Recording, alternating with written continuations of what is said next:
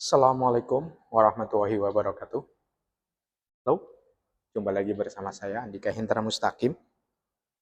Kita akan membahas tentang prediksi di tahun 2006 berkaitan dengan di dunia komunikasi, khususnya tentang di public relation. Sorry, ini kurang terlalu jelas. Saya ganti spidolnya. Public relation. Apa yang akan terjadi di dunia public relation di tahun 2026? Apakah masih sama dengan 2025? Kita tahu bahwa public relation yang kita diskusikan di sini public relation dalam skala yang luas ya, bukan hanya skala industri, tetapi kita juga bisa public relation politik, public relation sosial, public relation pemerintahan, dan lain sebagainya. Kita ketahui bahwa komunikasi ke depannya atau brand ataupun PR itu kan selalu berkaitan dengan bagaimana membangun brand awareness, bagaimana menciptakan citra, bagaimana untuk memperkuat atau membangun hubungan ya kan antara pemimpin, antara korporasi dengan audien, dengan customer-nya, bagaimana upaya untuk menjaga agar institusi itu tetap aman, memiliki citra yang baik, memiliki kepercayaan yang berbaik, dan suka ataupun tidak suka, PR adalah bagian yang menjadi hal yang sangat signifikan di dalam menjaga branding, dalam menjaga trust, dalam menjaga nama baik ataupun reputasi bisnis tersebut atau institusi tersebut. Salah satu prediksi yang paling umum yang banyak dibicarakan oleh para ahli ataupun praktisi ya kan adalah bagaimana impact measurement. Jadi apakah measurement. Jadi PR itu selalu identik dengan PR metrik ya kan, PR measurement. Bahwa apakah itu akan benar mendefinisikan ulang atau mengubah dunia PR di tahun 2006 bisa dikatakan ya bagaimanapun PR itu adalah industri yang berbasis riset. PR adalah aktivitas yang berbasis riset. Tidak ada ya kan. Mungkin bagi orang yang senior PR tetap akan berbasis kepada intuisi, PR akan berbasis kepada pengalaman dan lain sebagainya. Tetapi metrik ini ataupun measurement yang dilakukan oleh PR itu adalah untuk menunjukkan bahwa kinerja PR adalah kinerja yang berbasis kepada apa yang dihasilkan itu, apapun apa yang direkomendasikan, campaign yang dilakukan itu adalah benar-benar terstruktur, baik, dan tepat sasaran. Untuk itulah, maka ketika kita berbicara tentang measurement, kita bicara metrik, maka di situ ada mention, ya kan? Bagaimana sebuah institusi, sebuah korporasi itu disebut oleh masyarakat, diungkapkan oleh masyarakat, dikatakan masyarakat. Jadi mention itu bukan hanya disebut di Twitter, bukan hanya disebut di Instagram dan lain sebagainya untuk menunjukkan bagaimana bahwa kita, brand kita itu memang sudah ada di benak dan hati masyarakat. Kemudian di situ ada impression itu juga diukur. Bagaimana impresi kita yang ada di web kita, impresi kita ada di media sosial kita, impresi kita ada di masyarakat.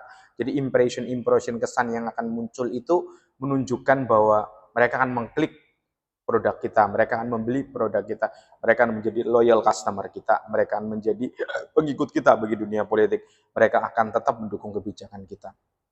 Kemudian metrik-metrik itu umumnya itu menjadi standar karena itu akan menimbulkan business impact, akan menunjukkan political impact, akan ada konversi, ada penjualan, kenaikan penjualan, ada pertumbuhan pendapatan baik jangka panjang ataupun jangka pendek. Jadi bagaimana komunikasi itu kan menjadi lahan, bukan menjadi bidang yang bukan hanya mendukung, bukan hanya supporting saja, tetapi bisa menjadi bagian gitu kan, menjadi yang bagian penting dalam upaya mendukung perkembangan suatu institusi ataupun institusi ataupun korporasi ataupun lain sebagainya. Sehingga bagaimanapun yang namanya PR, ya kan, PR performance, ya kan, itu harus sebanding, harus sama dengan sales dan growth. Ini yang menjadi suatu berat. Jadi bekerja di dunia PR adalah bekerja yang selalu bisa diukur, selalu bisa dikontrol, selalu bisa dipantau. Untuk itulah diperlukan upaya desain-desain campaign ke depannya gitu kan ya. Desain campaign itu juga harus berbasis kepada measurement atau berbasis kepada metrik-metrik yang sudah kita tentukan. Selanjutnya tren yang kedua, ya tren di bidang komunikasi atau tren di bidang PR atau kemungkinan di bidang lainnya adalah bagaimana adanya AI, ya, AI, kemudian geo. Jadi bagaimana apa ya yang kita sebut bahwa AI itu sudah menjadi di 2025 kita sudah sangat berdampak semuanya. Kemudian tahun 2006 akan lebih parah, bukan lebih parah, akan lebih membalut semua di mana semua pihak itu akan selalu menggunakan AI. Sehingga untuk itulah sebenarnya AI itu bukan menjadi sebagai musuh, tapi harus kita menjadi sebagai platform yang harus kita mainkan. Kenapa? Kenapa? Karena banyak orang ataupun banyak pakar atau siapapun yang mengatakan bagaimanapun AI itu adalah semacam benalu gitu kan ya, yang mau menggerogoti siapa saja, yang nantinya itu pohon gitu kan, ketika benalu maka pohon itu akan mati. Dan untuk tidak menjadikan ayam menjadi benalu, maka ada pendekatan yang lebih, bagaimana kita lebih menekankan gitu kan, bagaimana manusia yang mengendalikan AI itu harus lebih kreatif. Manusia atau PR pun yang mengendalikan AI itu harus lebih inovatif, harus selalu belajar hal-hal baru dan lain sebagainya. Dan tren kedepannya adalah GEO, yang seperti saya sebut, Generative Engine Optimization. Ini GEO. Generative Engine Optimization. Generative Engine Optimization itu merupakan suatu pergerakan, suatu perubahan atau peralihan dari AI menjadi suatu upaya untuk mengoptimasi di mana PR itu bukan hanya membuat press release berbasis kepada AI, kemudian PR itu bukan hanya membuat suatu laporan berbasis kepada AI, tidak hanya itu semua saja, tetapi bagaimana di situ ada readability, kemudian ada juga faktor upaya untuk menghasilkan AI yang readability. Jadi readability itu bagaimana aspek manusia itu tetap menjadi faktor yang dominan, ya kan? Tetapi juga di situ bahwa AI ataupun mesin ataupun apapun itu justru untuk menunjukkan bagaimana tidak ada kesalahan, ya kan?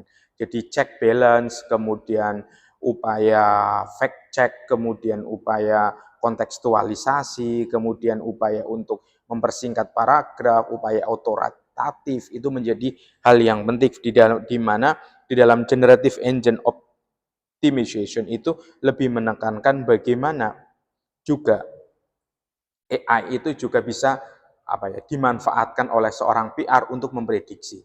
AI itu juga bisa dimanfaatkan oleh PR itu juga untuk menilai risiko reputasi.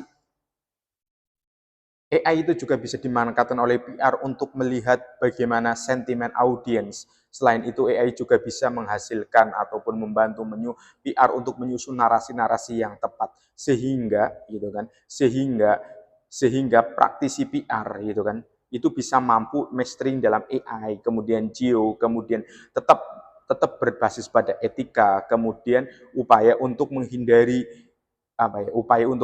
kebocoran data lain sebagainya.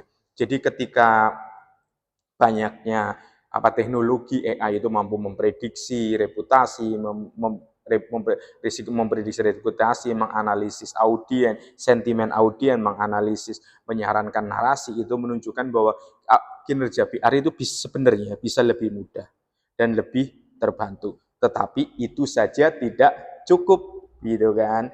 Karena bagaimanapun industri PR, terutama di kalangan agensi, itu akan menjadi perubahan-perubahan, gitu kan? Karena akan membangun PR itu akan membangun sebuah ekosistem. Ekosistem bukan hanya ekosistem komunikasi, tapi berubah menjadi ekosistem informasi. Jadi ekosistemnya sudah berubah ya, bukan berubah, ekosistemnya itu lebih ke ekosistem informasi. Terus ketiga, tren PR di tahun 2026 itu apa? Ini masih berkaitan dengan disertasi saya, berkaitan dengan kajian yang sudah saya lakukan selama 5 tahun, bahwa PR itu cenderung akan lebih mengutamakan autentik. Ya. Autentik. Ketika autentik itu disebut, maka ini bisa diwujudkan dengan hyper personalized storytelling. Jadi hyper personalized storytelling. Ini bisa diwujudkan. Kemudian nantinya ini tujuannya adalah menjadi audience engagement. Audience engagement menjadi tujuan akhir. Jadi ketika seorang pemimpin, seorang perusahaan itu lebih menampilkan autentisitasnya. Kemudian di situ juga bisa diwujudkan dengan menyusun, mengkonstruksi storytelling yang hyper personalized. Dengan demikian, maka upaya adanya skeptisme, upaya pesimisme itu bisa sedikit demi sedikit terhapus, sedikit demi sedikit bisa dikurangi. Karena apa? Hyper personalization, authenticity, dan upaya relationship audience engagement ya, relationship building itu menjadi upaya di situ memanusiakan manusia. Kita lepas dari AI dulu ya kan. Di sini ini menunjukkan bahwa manusia itu adalah segalanya, bahwa audiens itu adalah manusia, gitu kan. Audiens kita audiens ataupun klien kita kan adalah manusia, institusi yang di mana di situ ada faktor manusia. Dengan demikian menciptakan autentisitas itu kan harus selalu berbasis kepada apa? Harus selalu mengutamakan kepada etika, norma, kemudian di situ ada value dan tujuan, value dan purpose. Jadi ketika 4 hal ini menjadi salah satu melekat dengan autentisitas, maka autentisitas itu sebenarnya adalah suatu konstruksi. Jadi autentitas itu walaupun di situ alaminya tetap ada, originalitasnya tetap apa, tetapi harus disesuaikan juga dengan konteks-konteks lainnya. Dengan demikian, maka apa yang akan bisa kita lakukan? Gitu kan? Dengan cara menciptakan suatu storytelling yang fokus, yang memang di situ storytelling itu lebih mengutamakan kepada humanization, di mana storytelling itu lebih menekankan kepada fokus, di mana bukan hanya sekedar menghasilkan jumlah cerita yang banyak, postingan yang banyak, tetapi di situ ada faktor rasa, karena ini harus upaya membangun hubungan dengan masyarakat, yaitu dengan tujuan audience engagement. Tren PR keempat yang akan kita jalani nanti di tahun ini adalah upaya integration of PR. Jadi PR itu lebih terintegrasi. Ini seperti di dunia media, di mana ada semacam integrasi dari misalnya radio, televisi, dan koran, ataupun online, sebenarnya di dalam satu ekosistem, bukan terpisah-pisah, itu sebelumnya terpisah-pisah. Integrasinya itu seperti apa dalam PR? Integrasinya itu marketing itu ada di bawah PR. Marketing. Selain marketing ada di bawah PR, juga brand itu juga akan ditangani oleh PR. Selain itu adalah activation. Jadi campaign itu juga akan ditangani oleh PR. Jadi PR itu ada marketing, konten, jadi masuk di sini campaign ini termasuk di sini termasuk konten ya. Konten medsos dan lain sebagainya. Jadi tugasnya cukup berat. Jadi marketing dan lain sebagainya brand itu menjadi ekosistem PR. Ekosistem PR ini menunjukkan bagaimana suatu PR strategis itu bisa mengintegrasikan semua pihak.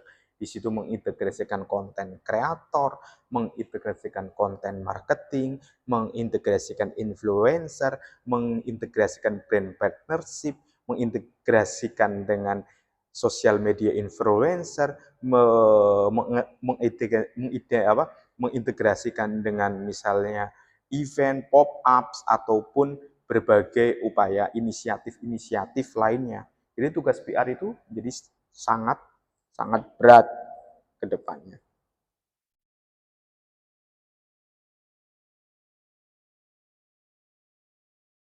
Tren keenam yang perlu kita ketahui ataupun yang bisa diprediksi adalah bagaimana real world experience itu menjadi hal yang utama, di mana digital saturation itu di tengah banyaknya digital.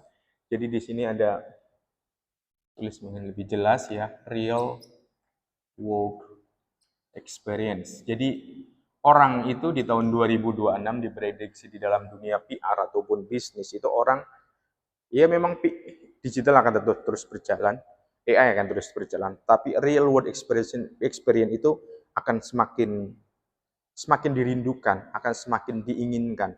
Kenapa? Ketika AI generated content sudah semakin meroket, algoritma media sosial semakin membodohi orang, kemudian orang itu makin berkomunikasi di ranah digital dan lain sebagainya, tapi real world experience itu menjadi suatu kebutuhan dalam dunia industri, dalam dunia politik, dan lain sebagainya. Karena itu event-event, party-party, campaign-campaign yang lebih bersifat tatap muka tetap akan dinikmati. Tetapi itu tetap dikombinasikan dengan digitalisasi, misalnya live streaming, live di TikTok, live di Instagram, dan lain sebagainya. Sehingga aktivasi itu akan memperkuat brand, itu bukan hanya di ranah digital semata, tetapi juga akan memperkuat brand itu di kalangan langsung masyarakat. Terus nanti ke depannya itu juga bahwa ada nomor 6 itu ada risk reputation,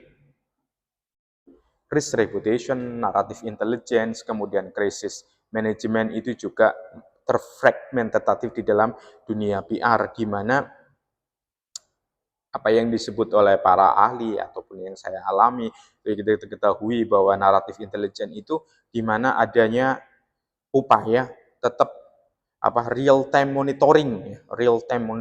Jadi monitoring dari waktu ke waktu, kemudian bagaimana menghasilkan narasi yang tepat, kemudian core function of the PR itu tetap pada 3 ranah tersebut, yaitu reputation risk, narrative intelligence, dan crisis management. Jadi 3 hal itu reputation, kemudian saya tulis lagi narrative intelligence, kemudian yang terakhir adalah crisis management. Ini tetap menjadi 3 hal yang akan dikelola, akan ditangani oleh para PR di seluruh dunia ataupun di Indonesia, bagaimana penggunaan sosial media, terus forum, media massa, kemudian generated content dan lain sebagainya itu tetap digunakan, tetapi itu juga human center narrative itu tetap lebih vigilant, lebih atraktif, lebih brilliant gitu. Ini adalah 6 tantangan, 6 prediksi berkaitan dengan dunia PR di tahun 2026. Jika teman-teman ada komentar, ada opini, atau sanggahan, atau pendapat, silakan kasih di kolom komentar di bawah ini. Jangan lupa subscribe. saksikan beberapa penjelasan video lainnya. Terima kasih banyak. Bersama saya Andi Kentram Mustaqim. Assalamualaikum warahmatullahi wabarakatuh.